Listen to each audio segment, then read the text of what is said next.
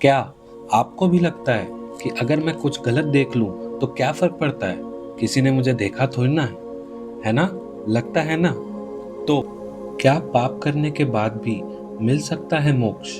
आइए जानते हैं ऐसी ही एक कहानी के बारे में, जो है एक ब्राह्मण अजामिल की कहानी, जो हमें बताएगी इस मुक्ति के रहस्य के बारे में। हिंदू धर्म के पुरानी कथाओं में कई ऐसी कथाएं हैं जिसके जरिए लोग कई बातें सीख सकते हैं, उनसे प्रेरणा ले सकते हैं, धर्म के मार्ग पर चल सकते हैं और अपने पाप से मुक्ति भी पा सकते हैं। ऐसी ही एक दिलचस्प कहानी है अजामिल ब्राह्मण की, जिसका वर्णन श्रीमद् भागवत पुराण में है। ये कथा ये बताती है कि किस प्रकार धर्म से भ्रष्ट होने के बावजूद भी एक अच्छा कर्म आपको मोक्ष तक दिला सकता है। तो चलिए जानते हैं पूरी कहानी। अजामिल का जन्म एक कुलीन ब्राह्मण परिवार में हुआ था। वह धर्मात्मा, सदाचारी, बुद्धिमान और भगवान विष्णु का भक्त था। अजामिल इतने तेज थे कि माता पिता के इस आज्ञाकारी पुत्र ने किशोर अवस्था में ही वेदों और शास्त्रों का अध्ययन कर लिया। हरे कृष्ण कृष्ण कृष्ण हरे हरे, हरे रामा। पर ऐसे ही सदाचारी और बुद्धिमान ब्राह्मण के जीवन में एक ऐसी घटना घटी कि उसका सारा जीवन ही पाप से भर गया।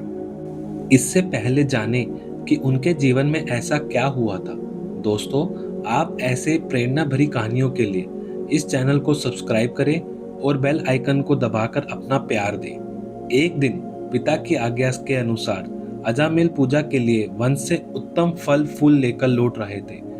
लौटते समय उन्होंने ऐसा देखा कि एक व्यक्ति मदिरा पीकर एक वेश्या के साथ विहार कर रहा था।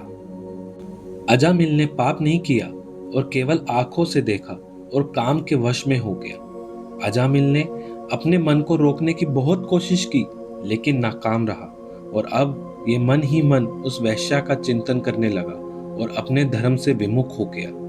अजामिल पूरी तरह से कुसंगति के प्रभाव में पड़ गया। अब अजामिल का काम न्याय अन्याय किसी भी तरह से धन कमाना और वैश्या का पालन पोषण करना था। अन्य प्राणियों को लूटकर धन लाने में उसे कोई संकोच नहीं होता था। धीरे धीरे वह पाप कमाते कमाते बूढ़ा हो गया और एक वैश्या से उसके 10 बच्चे हुए। एक बार एक संत इसके गांव में आए। उन्होंने गांव वालों से पूछा कि मुझे कोई ब्राह्मण का घर बताइए एक रात गुजारने के लिए। उन्होंने संत को बताया कि एक ब्राह्मण तो है, पर वो गांव के बाहर रहता है और ब्राह्मण जैसे कोई गुण नहीं है। जो कि वो एक संत थे, तो उनको एक ब्राह्मण के घर ही रुकना था। तो वो उसके घर पहुंचे और उन्होंने उसका दरवाजा खटखटाया, और जब अजामिल ने दरवाजा खोला तो संत ने बोला कि एक रात गुजारने के लिए छत चाहिए। अब ब्राह्मण होने के कारण अजामिल ने उस संत को रुकने दिया और थोड़ी बहुत सेवा भी की। जब अगली सुबह संत जाने लगे तो संत ने जाते जाते अजामिल को कहा, तुम अपनी अगली संतान का नाम नारायण रखना। अब समय बीता और उसके घर बेटा हुआ, तो संत ने जैसा कहा था तो अजामिल ने उसका नाम नारायण ही रखा। अजामिल नारायण के प्रति अत्यधिक आसक्त था। अब उसका अधिकांश समय उस बालक के लाड प्यार में बीतने लगा।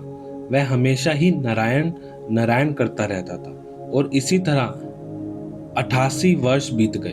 अब अजामिल बूढ़ा हो गया था, परंतु जैसे कि हम सब जानते हैं, मृत्यु किसी को नहीं छोड़ती।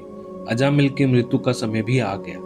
उसको अपने सारे पुराने किए कर्म दिखाई देने लगे और साथ ही साथ उसको यमदूत भी दिखने लगे। अजामिल डर गया और जोर जोर से अपने बेटे नारायण को पुकारने लगा। वह चिल्लाने लगा, नारायण मेरी रक्षा करो, नारायण मेरी रक्षा करो। अब अपने अंतिम समय में कोई नारायण को याद करे तो नारायण कैसे न आए उसे बचाने को। नारायण वहां प्रकट हुए और उन्होंने यमदूतों से कहा कि अंतिम समय में इसने मेरा नाम लिया है, इसे तुम नहीं ले जा सकते। तो यहाँ यमदूतों ने कहा कि हे भगवान, ये आपको नहीं अपने बेटे नारायण को याद कर रहा था। तो नारायण ने कहा कि इसने अपने अंतिम समय में मुझे याद किया है, और जो भी अपने अंतिम समय में मुझे याद करता है उसके सब पाप नष्ट हो जाते हैं। और इसी तरह अंतिम समय में सिर्फ एक नारायण का नाम लेने से ही क्षण भर में अजामिल को अपने पापों से मुक्ति मिल गई। ब्राह्मण अजामिल जिसने अपने कर्तव्यों की उपेक्षा की थी और एक पापपूर्ण जीवन जिया था, मोक्ष प्राप्त करने और वैकुंठ प्राप्त करने में सक्षम रहा। दोस्तों, सारे युगों में से कलयुग में भगवान की प्राप्ति सबसे आसान बताई गई है। कलयुग में केवल नाम जप करने से ही भगवान की प्राप्ति हो जाती है और एक इंसान अपने पापों से मुक्त हो सकता है। तो अपने जीवन में हर काम के साथ कुछ समय नाम जाप को जरूर दें।